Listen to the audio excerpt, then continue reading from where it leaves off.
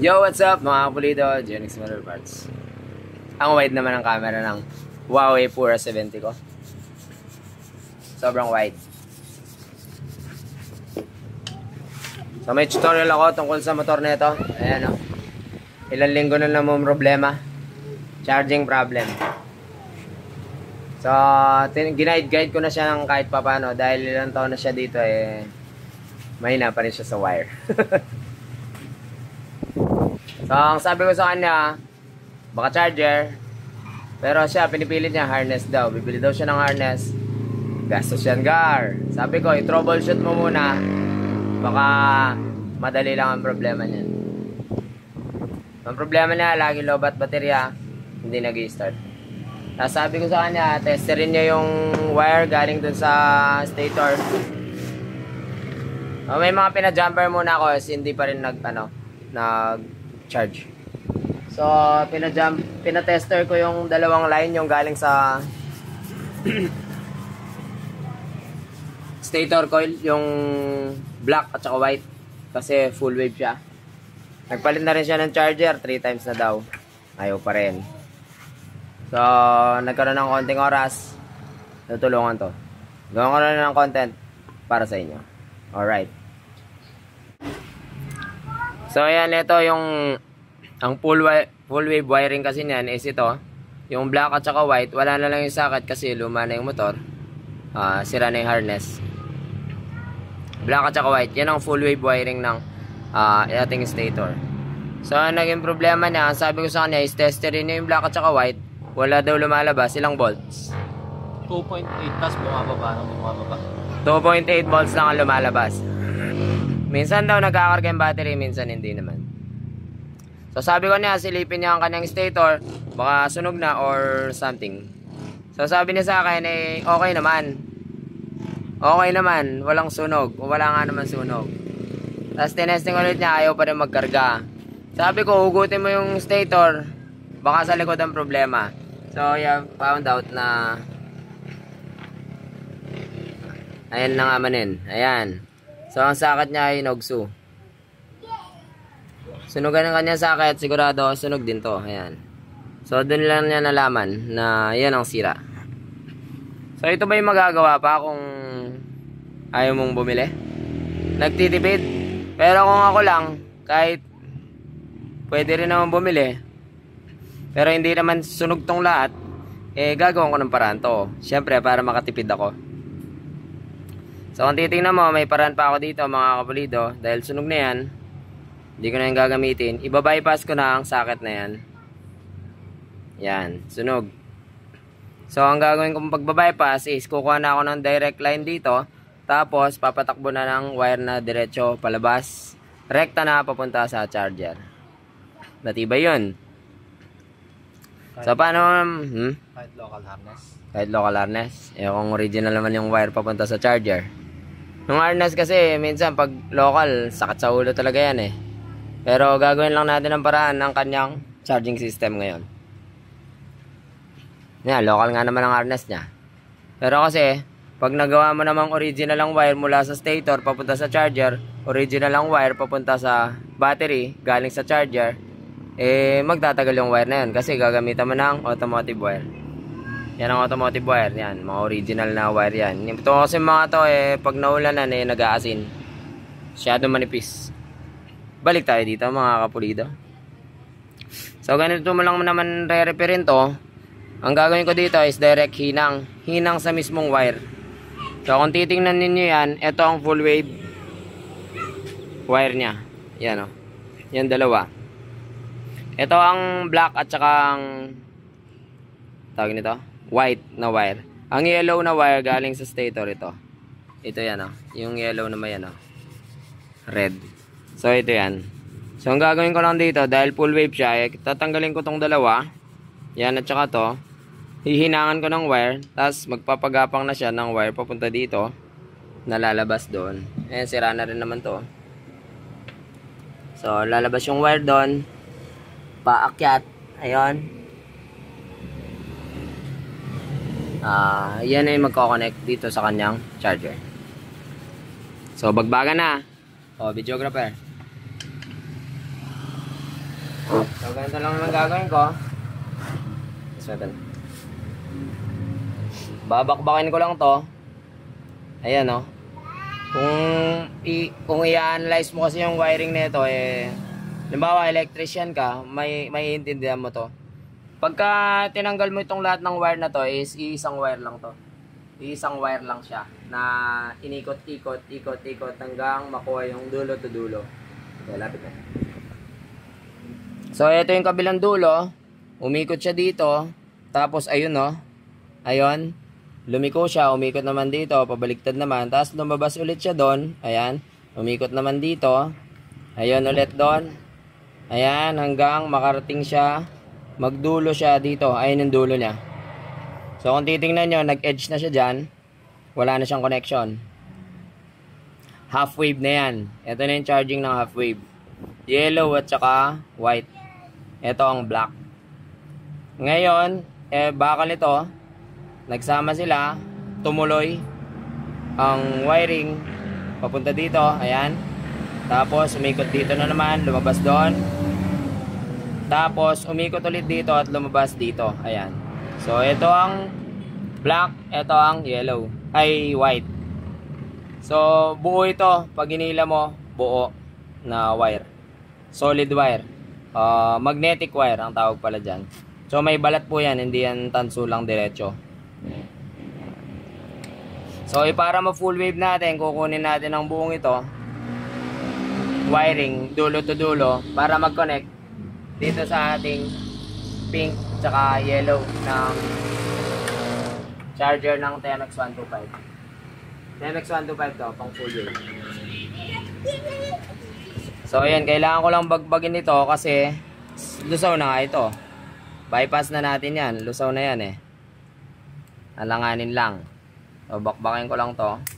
Kukunin natin yung wire na galing doon, hihinangan natin. Para magamit pa niya, hindi na siya bibili ng bago. TPDT ba? Pero kung tutusin, kahit putulin ko to pwede. Kasi mahaba pa naman siya.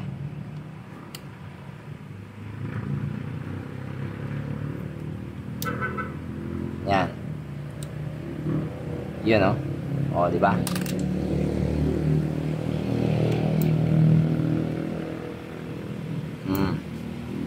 Kaya hindi ako bibili ng stator hanggat hindi sunog tong buong to. Kung makikita ko sunog buong to, doon ako bibili ng stator.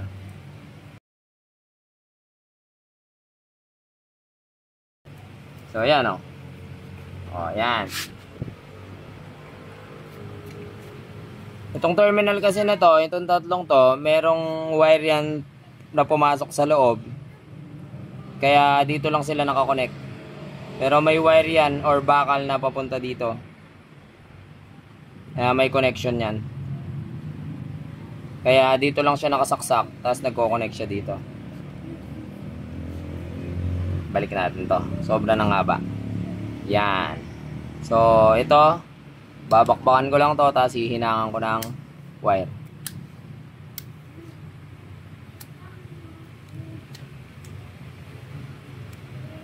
Anong title nito? Stator mo, pwede pa. Kala mo, sira na. Order na sana siya sa Shopee Marami palang pambili to Dahil pala, marami palang pambili to Dahil pala, hindi ko na ginawa to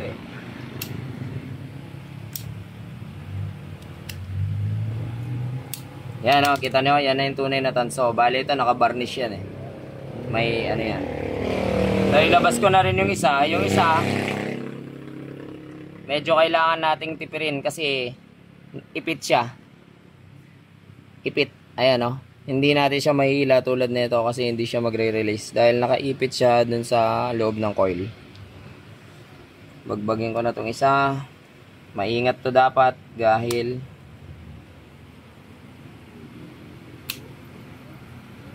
nagtitipid tayo sa space.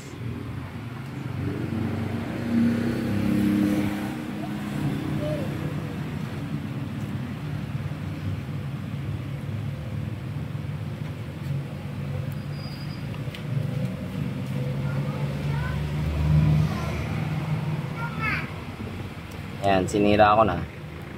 Ayun yung terminal na bakal, oh. Kung titignan ninyo. Ayan, oh. May tanso. Ayan. May tanso. Ayan, galing yan dito. So, nakakonect yan dito. So, ito na yung wire. Ay, yung magnetic wire. Ayan. Babakbakan din natin to dahil hihinangan natin.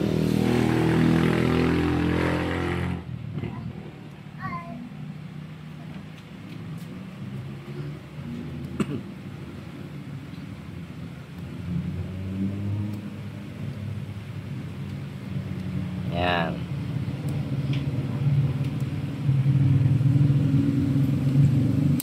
Yan. So, hinangan na natin ng wire yan para matibay. Alright, bali ito na ang ating gauge 18.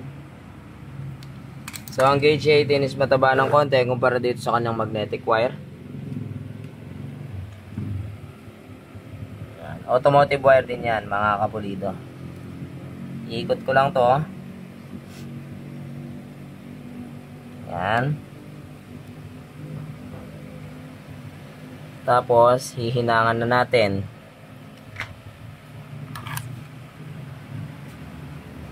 Ang problema niya is hanggang mababa masyado yung charging niya. Kailangan makuha natin ng 14 volts. Tapon mo yung Brianna, madumi yan. Saan pupunta sa kali, ha? Alright. Ayan, nakahinang na siya dun sa mismong magnetic wire. Tago natin yan dyan para hindi sumayat dun sa ano. Tapos ilalabas ko siya dito. Papunta sa kanyang hindi ka na mo, ha. Sayang yung wire ko. Applicable sa lahat ng motor yan? Oo, ah. Pero ito kasi, iba kasi yung ano eh. Iba kasi ang Mio eh. Basta alam mo yung pagkakagawa ng wiring. Pagkaka-arrange ng mga stator. Sa mga electrician, halos kabisado yan kasi coil ito eh. Coil. Kami, pinag-aralan namin sa school yan dati sa college. Dahil yung mga coil, pinag-aaralan namin.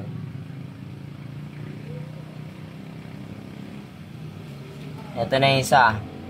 Kahit magkabaliktad dyan, yellow, white, ay black, white.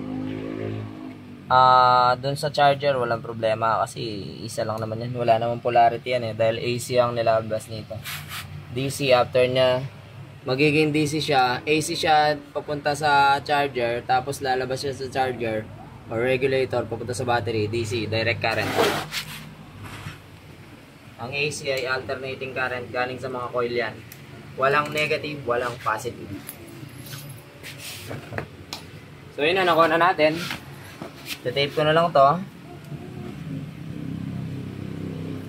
Para lang tayo nag-wiring ng electric pan. Alright. Yan. So, putulin na. Yan. Idaan ko lang yan dito. Isa.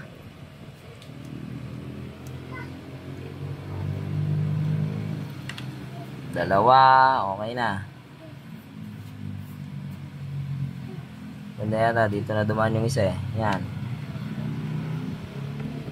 Para permanent full wave na siya. Yan. Yan. Paano malalaman kung effective ang iyong ginawa? Walk and tester. Dalhin mo sa tawag doon. Yung nagbabas pagka short circuit.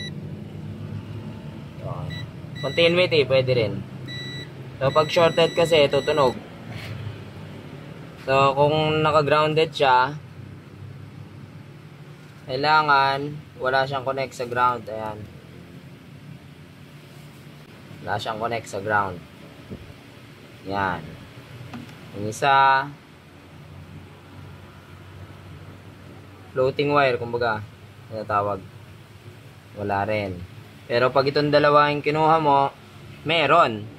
Kasi, tumakbo lang siya dulo to dulo. Kumbaga, ito, dulo lang siya, umikot-ikot siya dyan, pumunta dito. Dulo. So, that meron yan. Para malaman mo na connected yung iyong ginawa. Kasi hindi pwedeng hindi ito tutunog. Ayun, tumunog. Ibig sabihin, buo ang wiring. So, ilagay mo na ito. Tatakbuhin mo yung wire pataas. Pwede rin natin i-cable tayo ito para sure na hindi tumakas. Alright, bali, ito na siya mga kapulida. Share ko lang. Halimbawa, bumili ka ng aftermarket na stator, halimbawa mga TTGR. Ganito lang din sila. Wala naman silang sakat katulad ng original na may sakat na saksakan sa likod eh. Ganito lang din sila. Bali, naka-direct sa wire ang kanilang coil. So, direct wire lang silang ganyan, nakahinang. Nakahinang lang sila. Tapos direct wire na lalabas. So, ganyan lang din. Baga, bypass lang natin tong sakat na sunog, direct na sa coil ang ating wire. Yun. So, pwede na siyang ilagay. Basta ang sure mo dyan, yung safety yung mga wire na hindi sila didikit sa ground. Para hindi masira ang yung charger. So, hintayin natin kung magkakarga na ba. Hindi na siya magiging 2.9 charging. Yan, check natin kung aux na ang kanyang charging. Alright, update mga kapulido. So, ito na ang ating wire. Bali, dalawa na lang ang wire niyan, di ba? Kasi wala na ang yellow dahil full wave na yan. So, ito na siya. Yung galing sa ating ginawa sa stator. Lahat ng flash. Yan. Yun, oh, linis na. Wala na yung rubber. Hinang-hinang na rin pala eh. Dahil lumang-luma nito motor. Ayan o. Hinang-hinang na rin pati pulsar. Ayan. So naka-direct na siya sa kanyang yellow and pink. So testin rin na natin yan kung magkaka-14 na ba yan. Ay ito. Tester. Yeah. Low bat. Low bat nga manin. So start muna niya. Tingnan muna natin kung yun. Okay. Ayun oh. Yun oh. Oh. Ano dati? 12.9. 12.9. Ayan oh. Oh. Empting dati rin yan. Mamaya pag nagkarga 14 na yan.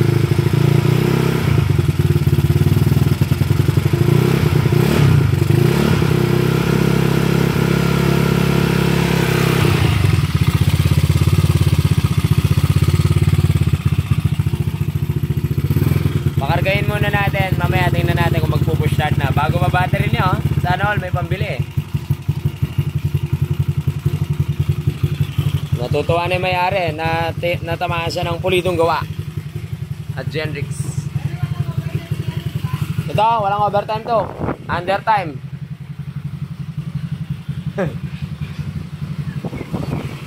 Ginawa ko pa yung motor niya. Ako yung nag-overtime pala. Ito pala ang ating high ace. Lalagyan natin ng fog light. Gawin natin ng video. Bi-LED. Bi-LED ang ating ilalagay. Last time nagpalagay na rush.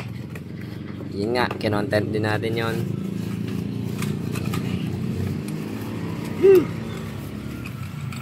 Yan o. Yun o. Meron siyang bi-LED. Kaso nga lang, butas talaga yan. Hindi pa natin malaman kung ano ang position niya. Kailangan nating magganyan para tuwid. Kasi ang angle ng kanyang lagay ng fog light is pa-side. So, pa-side siya. Dapat ganyan. Yan. Para pantay sa kalye. Malamang lagyan na natin ng space sa gilid. So, yun. Ay, dapat di mo muna pinatay eh. Para nagkarga. Alright, ayan. Niroute test niya na. Okay, try mo na i-push start kung under na. Yun! So, okay na ang charging na. One more time. One more time. Yun! Ayos! Salamat sa panonood. Ayan, pulidong repair ng stator na patapon na sa iba. Dito pwede pa. At Genrix.